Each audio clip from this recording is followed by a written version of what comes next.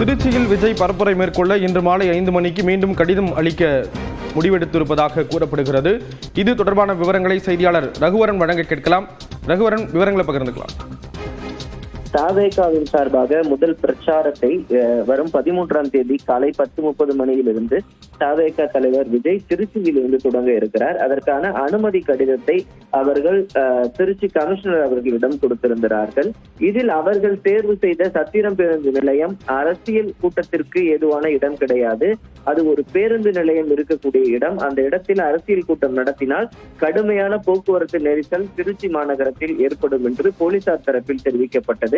அதனால் மாற்று இடத்தை தேர்வு செய்து தெரிவிக்கும்படி கட்சியினரிடம் போலீசார் தரப்பில் தெரிவிக்கப்பட்டிருந்தது. இதை தொடர்ந்து மாற்று இடமாக தற்போது அவர்கள் ஒரு இடத்தை தேர்வு செய்து தற்போது திருச்சி கமிஷனர் அலுவலகத்தில் இன்னும் சிறிது நேரத்தில் கொடுக்க உள்ளனர். விவரங்களை வழங்கியதற்கு நன்றி ரகுவரன்.